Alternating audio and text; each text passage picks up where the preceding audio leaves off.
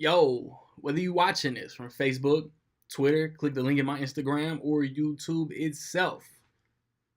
What up, world? So if you've been following my channel, man, you know I kicked out the last two reviews that I'm gonna do as far as album reviews this year. And now, since I don't really buy that much hip hop anymore, instead of top 10 favorite albums, I'm gonna do my top 5 favorite albums of this year. But it's kind of a top 10 because I brought a homie with me. So I'm gonna throw it to the 317 and I'm gonna let him give y'all his top 5, and then I'm gonna come back and I'm gonna talk about mine. Afternoon, everybody. Old Man Lawrence checking in. I'm going to run through my favorite hip-hop albums of 2017. Notice I said favorite and not best because best is debatable and we all got different flavors, you know what I mean? So I'm going to call it my favorite albums of 2017. So run through these real quick, man. Number 5, Code of the Friend, Paloma Beach. Solid album, man. A lot of people watching this probably never heard of Code of the Friend. Definitely look him up, man. He's on YouTube. He's got a channel on YouTube where he posts I don't think he actually does full-length videos. He might now. It's been a while since I checked in on his YouTube, but he used to just like post verses, like clips, and the way he does them, man, is so dope. It's so dope. He's got style. It's crazy. I got put on Coda end of last year, beginning of this year. Not even gonna front. With his first album, Palm Tree Liquor, and the first track on there, man. After I heard that, like I was hooked instantly, and I started researching him, looking him up. He's getting a lot of buzz lately. I'm happy for him, man. He deserves it. He's real talented dude, man. Stupid dope, crazy vibes, man. He's just one of those dudes you could just vibe with, man, on his album front to back. Number 4, I'm gonna go with Damn and Kendrick Lamar. A very anticipated album by everybody in the hip hop community, man. I don't care if you like Kendrick or not. When you heard he was coming out with an album, everybody wants to hear what Kendrick has to say. And this was a very solid album, man. I was talking about with the first track on when I heard Code of the Friend, like being hooked. And when this intro comes in on Damn, it's kind of like the same thing. Like sets the tone like real early for what this album is going to be. And he just takes you on a ride, man, like Kendrick always does. So I'm going to go with Kendrick, Damn, number 4. Number 3, I'm going to go with Planet Asia and Apollo Brown, Anchovies. Apollo Brown has got a production style, man. It's just bananas. He's been in the game a while. He's put out a couple of studio albums with various artists, like just him, like one-on-one, them two together working on things. Like his last one was with Sky Zoo. He's got one coming out next year with Ghostface. Can't wait for that. This one was with Planet Asia. I've known who Planet Asia is for a while, but I never really spun him. I'm not gonna front. And this album here actually made me go back and listen to some of his older stuff. And Planet Asia is nice, man. I think he's a slept-on cat. And self-admittedly, I've been sleeping on him for a while. But this album, Anchovies, solid album, man. I bumped it for a crazy amount of weeks in a row without taking a break from it. So where we at? Number 2. My number 2 album of this year, and it's a toss-up. I could put this at number 1, honestly. RTJ3, Killer Mike and LP, once again. Best tag team. Man, I think, yeah, right now, best tag team. Best duo, whatever you want to call them. They keep getting better, man. Every album. Their first album, in my opinion, was a classic. 5 stars, no doubt. Second album, 5 stars. Classic. Third album, 5 stars, classic. But I feel like they get better with every album, man, which is crazy to say. RTJ3, man, crazy album, crazy. Number 2, I'm gonna put them in number 2. Like I said, it could have gone number 1, man. Wouldn't even argue if you had them in there. And my number 1 album this year, gotta go Big K.R.I.T. Forever Is a Mighty Long Time.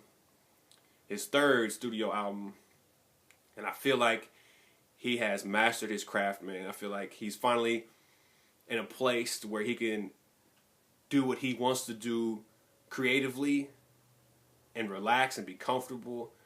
And it shows in this album, man. It's a 2 disc. First disc, I think he explained it as it's Big K.R.I.T. I think he said the second disc was supposed to be, Justin Scott.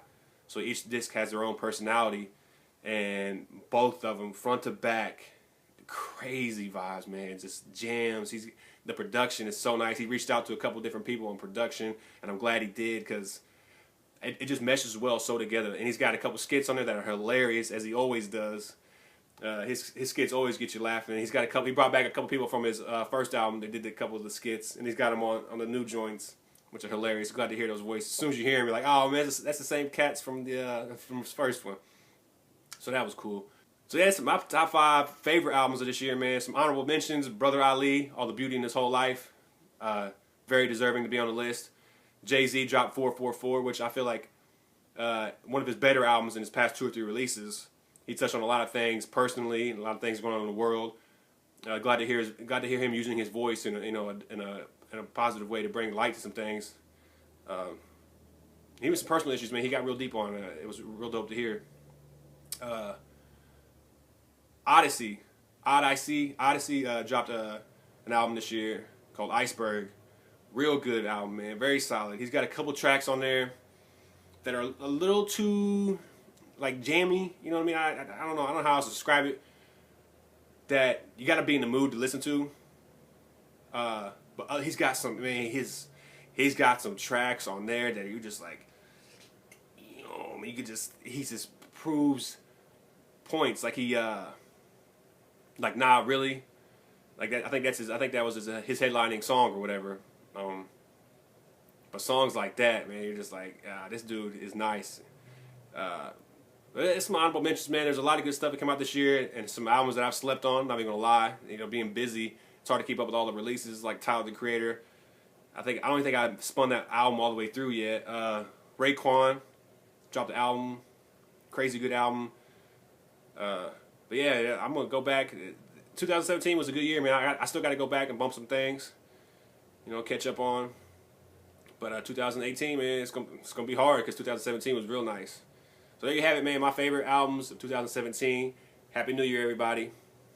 Okay, man, that's Jake top 5 favorite albums of the year. So now I'm gonna throw you mine. And at number 5, I might catch backlash, but at number 5, I'm gonna throw that Kendrick Lamar "Damn" out there. And I really love this album.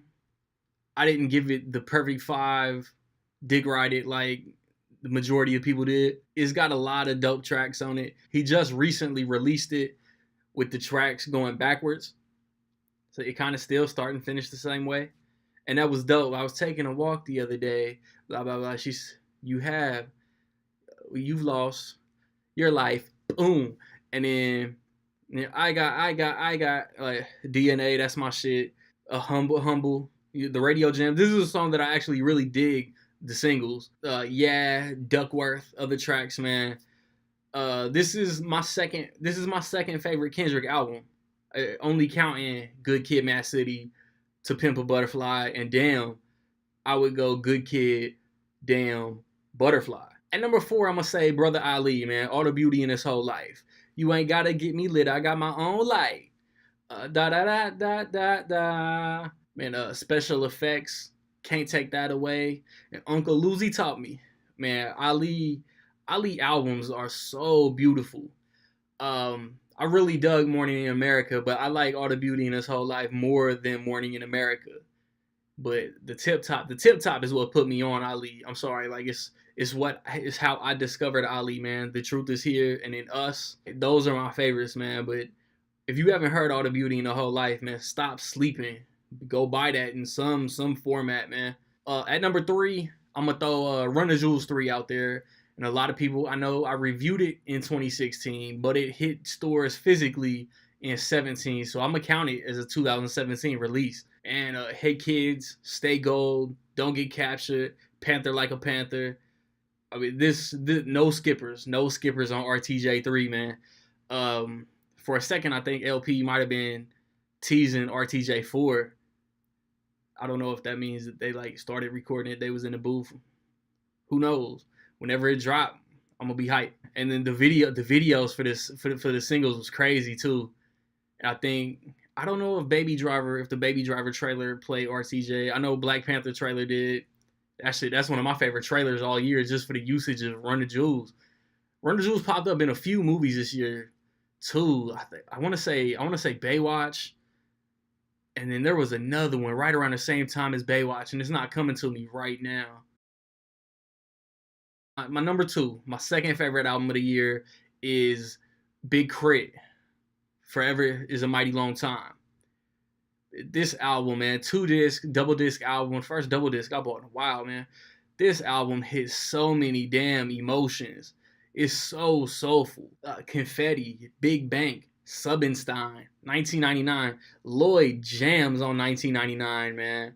Price of Fame, Drinking Sessions, Keep the Devil Off, man. It's so soulful, man. It's so South.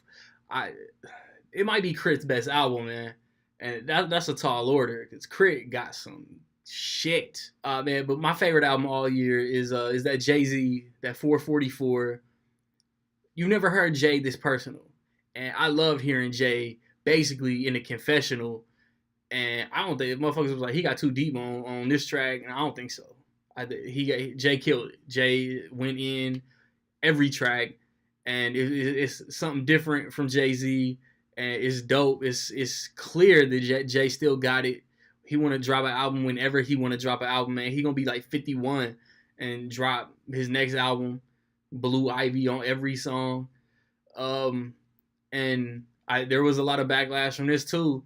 Motherfuckers saying that he sound a little too much like Nas. That he doing this. It probably was a reply to that Beyonce album. What was the Lemonade one? Who cares? Personal struggle makes great music. So that's it, man. What are some of your favorite albums of the year, man? Drop them in the comments below. Any that I missed? I know there's some that I bought. Like I was let down by that Logic. I was let down by that Eminem. I was that Wale was fine, that Lupe was fine, but I expected better from both of them. So talk to me, man. What were some of your favorite albums this year, man? Looking forward to some great hip hop in 2018, man. Like, subscribe, comment. Find me where you find me, man. Don't know where to find me. Watch these credits. Peace.